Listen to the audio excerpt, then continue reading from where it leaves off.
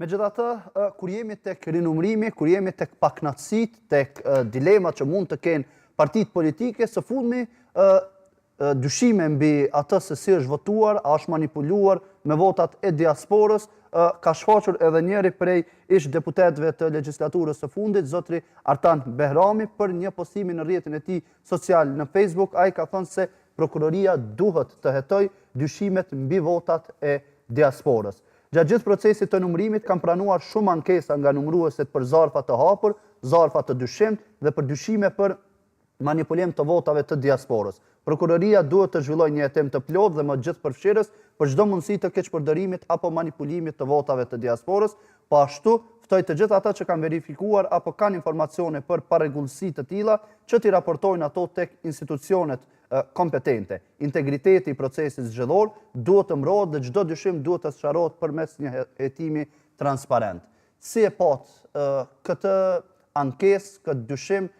të oponentëve të Partisë Demokratike të Kosovës, se ndër tjerat ata përfaqësojnë deri diku edhe mendimin e subjektit që përfaqësojnë. Po, e para them që kjo çështje duhet ngritet nga anëtarët e Komisionit Qendror të Zgjedhjeve që vijnë nga Partia Demokratike në Komisionin Qendror të Zgjedhjeve, dhe duhet të jetë një vendim parcial. Do thotë, kjo është mirë që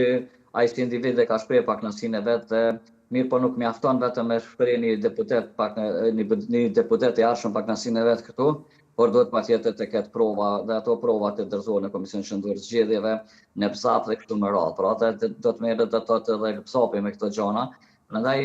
nuk ajo mirë që ka pas domthon reakcion individual, po në më tepër përpeçuj domthon këto si reakcion individual se sa partiak, sepse ju dini që ka mekanizma partia politike kur bën këtë punë ose kur ka kërkesa apo gjëra të tilla, ata dalin në konferencë shtypje dhe thonë publikisht që kërkojnë domthon rinumërim total të votave me që janë. Po zakonisht kemi parë që gjithmonë ka nisur me postime të tilla të përfaqësuesve të subjekteve politike dhe më pas kjo ka kaluar në instanca tjera. Për këtë arsye dhe pyes nëse ky mund të jetë edhe qëndrimi vet Partisë Demokratike të Kosovës mbi votat e diasporës, sepse dim që realisht një numër i konsiderueshëm i tyre ishin për lëvizjen vetvendosje. Po, them sigurisht që është shumë më vështirë mu verifiku vota me postë, ju dini pse po them se atje votimi bëhet jashtë asyve,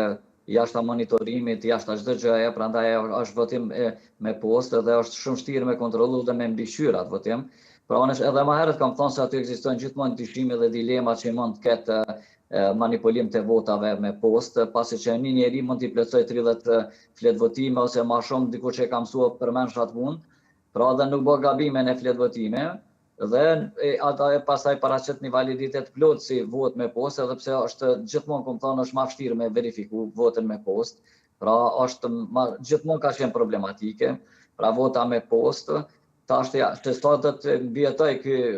në ligj. Votimi me postë nuk e di se tash po shkohet edhe përmes ambasadave që të votohet, pra na nëse veç dyshojmë shumë që këto fletë votime që vinë me postë kanë probleme tek kësaj natyre ose manipulim, atëherë normal që duhet me shfuqizu, domethënë një pjesë të atij ligji ku flet për votimin me postë, duhet me lënë vetëm ambasadave,